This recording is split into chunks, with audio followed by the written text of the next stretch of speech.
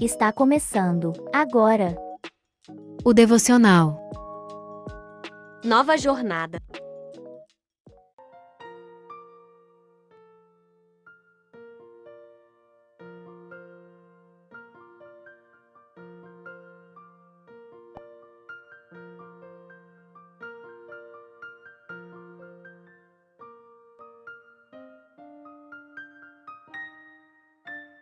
Ponto passado. Se alguém está em Cristo, é nova criação.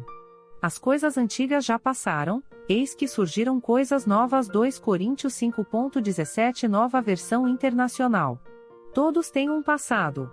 É muito comum recém-convertidos pensar em coisas do tipo: será impossível servir bem a Deus porque eu carrego as marcas de quem eu fui. Este pensamento não deve minar a estrutura da sua nova relação com Cristo. Paulo, antes de ser apóstolo, era um grande fariseu e ferrenho perseguidor da Igreja de Cristo.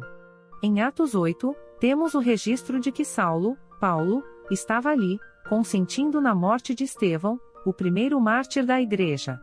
Alguém que, de forma indireta, tinha sangue nas mãos, tornou-se um dos homens mais usados por Deus. Ele escreveu 13 dos 27 livros do Novo Testamento. Deus fez novas todas as coisas na vida de Paulo. Talvez seus erros do passado assustem você e sejam uma barreira que impeçam seu avanço nesta jornada. Tenha em mente, no entanto, que Jesus está na sua vida. Se você está em Cristo, você tem uma nova vida, uma nova história e uma nova jornada. Não porque você quer negar seu passado, nem para ficar com os méritos desta mudança, mas tudo isso acontece pelo poder e a graça de Cristo. Quando você disse sim para que Cristo seja sua companhia nesta nova jornada de vida, seus erros e falhas do passado foram perdoados. O passado não será julgado na sua cara cada vez que você errar. Deus passou a ver você por uma nova perspectiva, a de filho. Na família de Deus, temos novas e vivas histórias. Seu passado não te acorrenta mais. Porque somos dominados pelo amor que Cristo tem por nós, pois reconhecemos que um homem, Jesus Cristo, morreu por todos, o que quer dizer que todos tomam parte na sua morte. Ele morreu por todos, para que os que vivem não vivam mais para si mesmos, mas vivam para aquele que morreu e foi ressuscitado para a salvação deles. Por isso, daqui em diante, não vamos mais usar regras humanas quando julgarmos alguém. E se antes de nos termos tornado cristãos, julgamos Cristo de acordo com regras humanas, agora não fazemos mais isso. Quem está unido com Cristo é uma nova pessoa.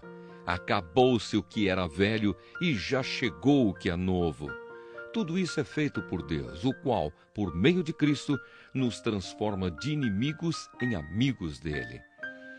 E Deus nos deu a tarefa de fazer com que os outros também sejam amigos dele. A nossa mensagem é esta: Deus não leva em conta os pecados dos seres humanos e, por meio de Cristo, Ele está fazendo com que eles sejam seus amigos. E Deus nos mandou entregar a mensagem que fala da maneira como Ele faz com que eles se tornem seus amigos. Enquanto eles atiravam as pedras, Estevão chamava Jesus, dizendo: Senhor Jesus, recebe o meu espírito. Depois, ajoelhou-se e gritou com voz bem forte: Senhor, não condenes esta gente por causa deste pecado. E depois que disse isso, ele morreu. E Saulo aprovou a morte de Estevão.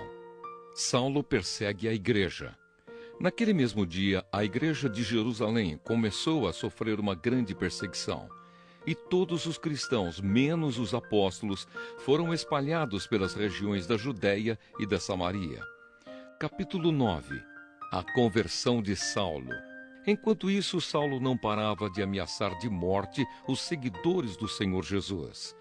Ele foi falar com o grande sacerdote e pediu cartas de apresentação para as sinagogas da cidade de Damasco.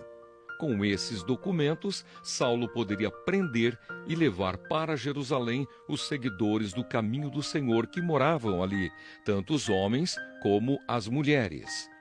Mas na estrada de Damasco, Quando Saulo já estava perto daquela cidade, de repente, uma luz que vinha do céu brilhou em volta dele.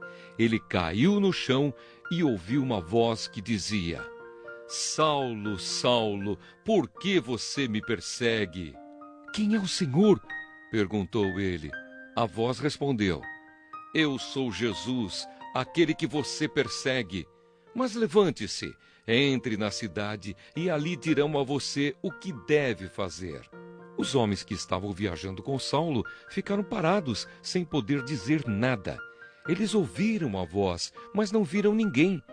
Saulo se levantou do chão e abriu os olhos, mas não podia ver nada. Então eles o pegaram pela mão e o levaram para Damasco. Ele ficou 3 dias sem poder ver e durante esses dias não comeu nem bebeu nada.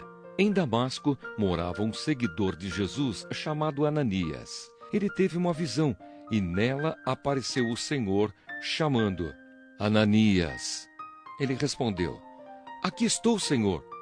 E o Senhor lhe disse: Apronte-se e vá até a casa de Judas, na rua direita, e procure um homem chamado Saulo, da cidade de Tarso. Ele está orando e teve uma visão. Nela apareceu um homem chamado Ananias, que entrou e pôs as mãos sobre ele, a fim de que ele pudesse ver de novo.